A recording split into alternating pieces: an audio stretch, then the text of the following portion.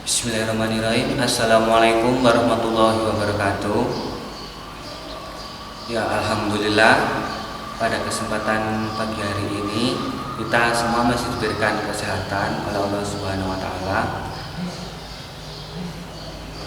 Saya di sini akan menerangkan sebuah tafsir Al-Qur'an surat Al-Mulk ayat 25 sampai 26 yang telah saya pelajari dari Abah Kiai Muhammad Nur Aziz, dan saya akan belajar untuk mengulas kembali tentang materi tersebut. Sebelum saya menjelaskan, saya akan membacakan surat yang saya akan jelaskan terlebih dahulu, mulai dari ayat 25 sampai 26. A'udzu billahi minasyaitonir rajim. Bismillahirrahmanirrahim. Wa yaquluna mata hadzal wa'du in kuntum shadiqin.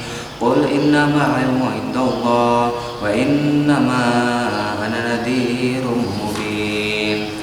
Falamma ra'aw zulfatan si'at wujuhal ladzina kafaru wa qila hadzal ladzi kuntum bihi tad'un. Qul ara'aytum in ahlakani Allahu faman ya'rahimana faman yujirul kafirina min 'adzabin 'alim. Qul huwa rahmanu amanna bi wa 'alaihi tawakkalna fasata'lamuna man huwa fi dhalalin mubin. Qul ara'aytum in asbaha ma'akum khawran faman ya'tikum bima'in ma'in. Sadaqallahul adzim. Nah, pada ayat ke-25 di sini diterangkan, dan mereka berkata, kapan datangnya ancaman itu jika kamu orang yang benar. Nah, di sini orang kafir pada zaman dahulu itu mengancam kepada Kanjeng Nabi Muhammad, kalau benar Kanjeng Nabi Muhammad itu adalah orang yang benar, terus kapan terjadinya hari kiamat itu, dan kapan terjadinya itu kiamat akan datang. Nah, di sini mereka pun mengancam dengan ancaman yang mengejek. Jadi ancaman yang mengejek itu ya seperti ini. Jirine karo lunga seumpamane. Endi nyatane jeneng kene-kene wae. Ngapusi. Nah, seperti itulah intinya. Orang-orang kafir itu mengancam Kanjeng Nabi Muhammad dengan ancaman yang mengejek. Ancaman yang mengejek yang di situ tuh membuat yang lainnya merasa mangkel, insyaallah ya. Di sini Nabi Muhammad diejek, kapan kiamat itu terjadi jika kamu itu memang orang yang benar. Nah, Nabi Muhammad di sini menjelaskan bahwa kiamat itu terjadi tidak ada yang tahu, baik saya seorang rasul, Nabi Muhammad seorang rasul, ataupun nabi-nabi yang lain. Karena hari kiamat itu hanya Allah lah yang tahu. Itu juga diterangkan dalam surat Al-Ahzab. Nah, di situ mereka itu mengejek seolah-olah itu kiamat itu hanya tipuan belaka. Makanya orang-orang kafir itu mengejek Nabi Muhammad tentang hari kiamat. Dan Nabi pun beliau tidak bisa menjawab, karena memang hari kiamat itu hanya diketahui oleh Allah Subhanahu wa taala. Bahkan para malaikat pun tidak ada yang tahu tentang kapan terjadinya hari kiamat. Toh jika kalau memang hari kiamat itu akan diberitahu, umpamanya diberitahu kiamat itu terjadi pada tanggal 20 Desember tahun 2020 gitu kan.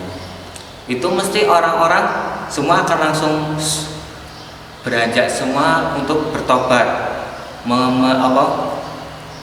meminta ampun atas semua segala kesalahannya. Kalau memang hari kiamat itu akan diberitahu pada tanggal sekian seumpamanya. Ya kalau seperti itu ntar neraka ya nggak ada yang menghuni toh. Neraka akan sepi, nggak ada yang menghuni jika seumpamanya hari kiamat itu akan terjadi pada tanggal sekian. Di sini malah mengusir botok. Tapi itu tidak akan terjadi karena Allah itu memang ingin menguji semua, baik dari umat muslim atau umat orang kafir. Jadi mereka bisa semua itu, kalau orang yang mukmin itu pasti, orang-orang Islam itu pasti akan takut akan terjadinya hari kiamat, bahkan semualah. Nah, terus di ayat ke-26, Qul innamal ilmu indallah.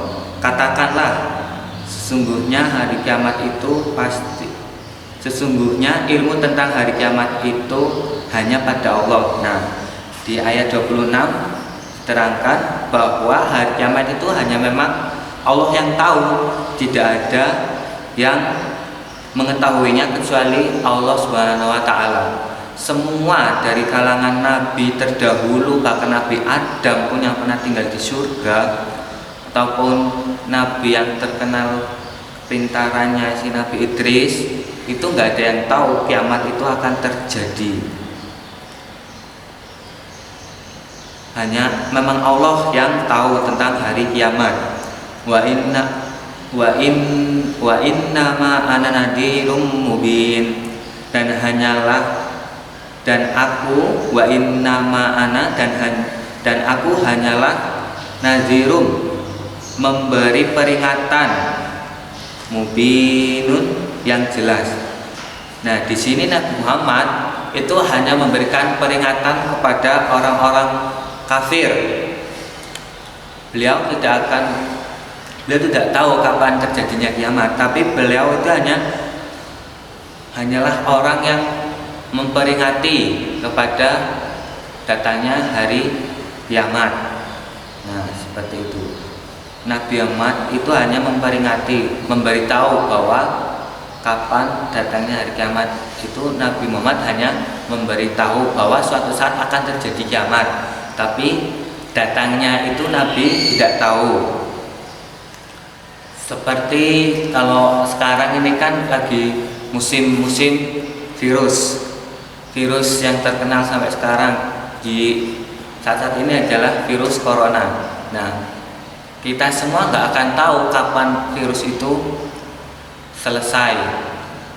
Hanya Allah lah yang tahu. Kita hanya menunggu.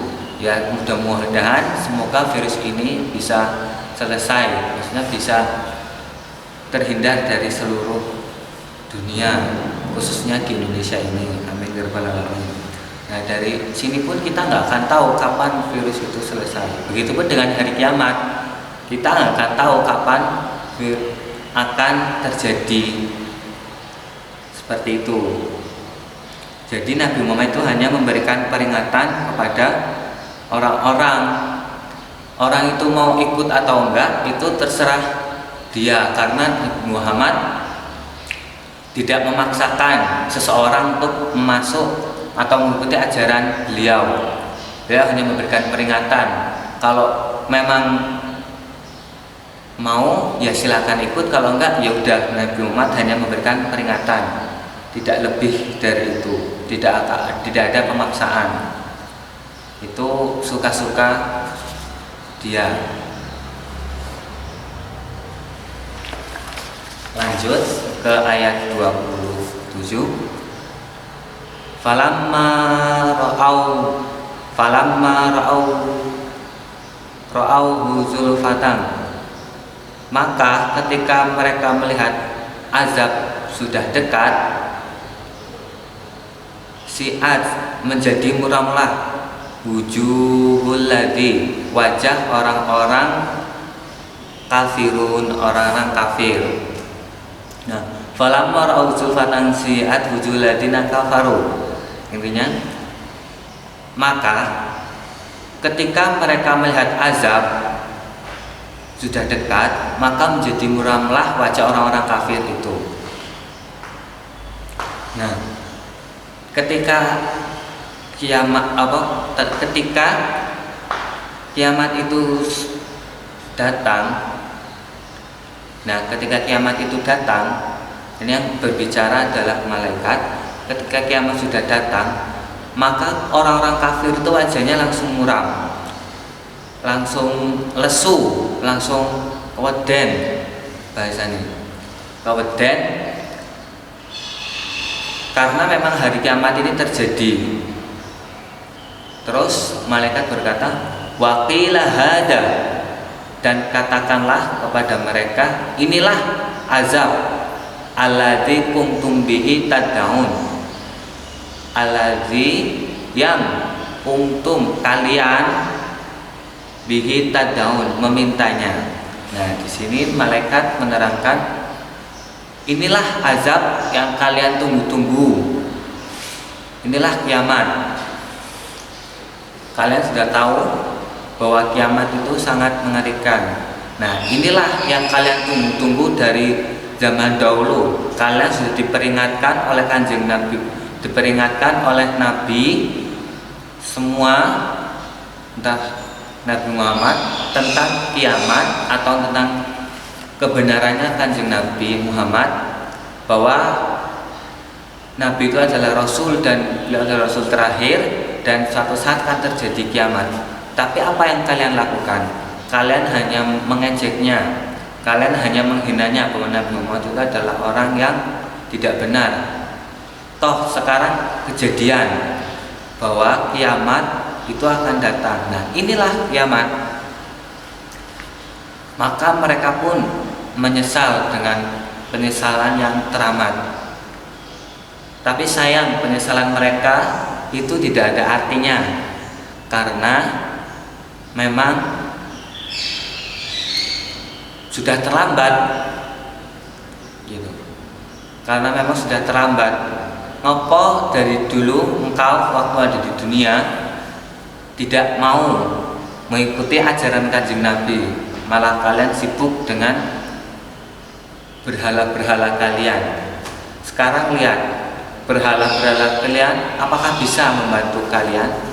Tidak sama sekali. Berhala-berhala itu hanyalah tipu daya syaitan yang kalian ikuti.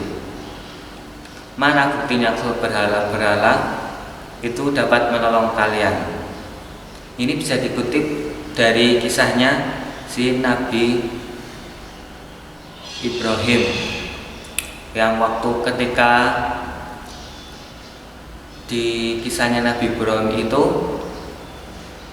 terjadi pergantian tahun. Nah, khususnya di masyarakat Babilonia, semua itu masyarakat harus ikut mengikuti Raja Namrud untuk berburu. Semua orang-orang berburu untuk merayakan hari pergantian tahun. Nah, di sini Nabi Ibrahim pun tidak ikut karena beliau izin sakit. Nah, ketika itulah Nabi Ibrahim menghancurkan patung-patung berhala dan menghancurkan patung dengan kampak, dan kampak yang itu pun dikalungkan kepada berhala yang besar. Nah, ketika datang para rombongan si Raja Namrud, beliau kaget karena tuhan-tuhan mereka sudah hancur. Kalau memang si berhala itu Tuhan, kenapa bisa hancur gitu kan? Kita sebagai orang Islam seharusnya kan mereka tuh berpikir sampai situ.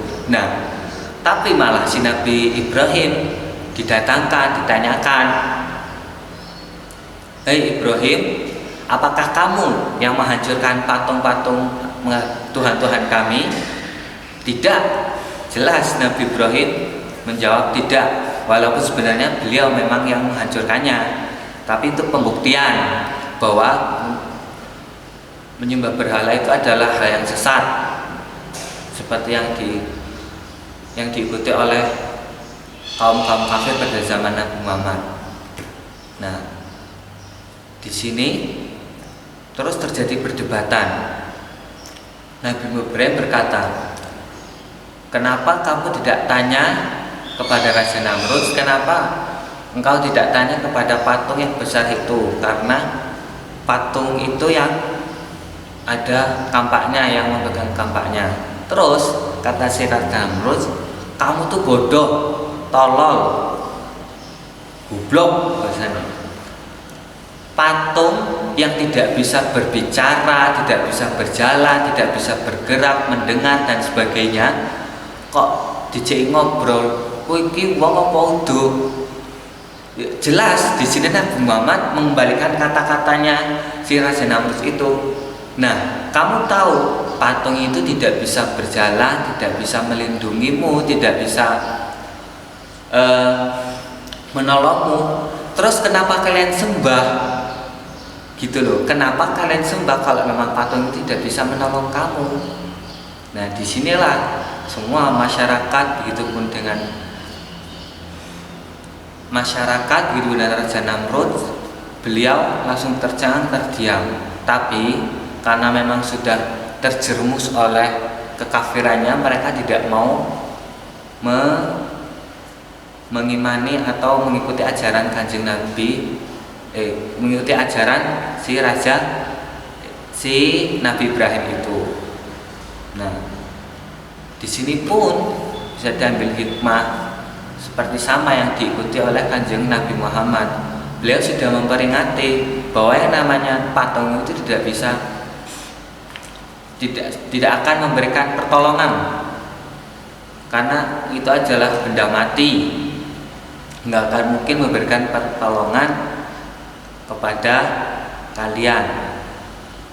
Jadi percuma kalian dari dulu itu, sia-sia kalian suruh ikut saya, tapi kalian tidak mau mengikuti aku. Kalian lebih percaya kepada patung-patung yang kalian buat sendiri dan kalian sembah sendiri. Nah, inilah yang terjadi ketika kiamat sudah terjadi. Ketika kiamat sudah terjadi, yaitu patung-patung yang dulu-dulu yang mereka sembah itu memang tidak bisa menolongnya, dan mereka pun menyesal dengan penyesalan yang teramat dahsyat. Lanjut ke ayat 28. Qul ara'aitum, katakanlah Muhammad, katakanlah Muhammad, ara'aitum in ahlakannya Allah, tahukah kamu jika Allah mematikan aku, wa mamaya, dan orang-orang yang bersamaku, ar-rahimana, atau merahmati kami, maka kami masuk surga.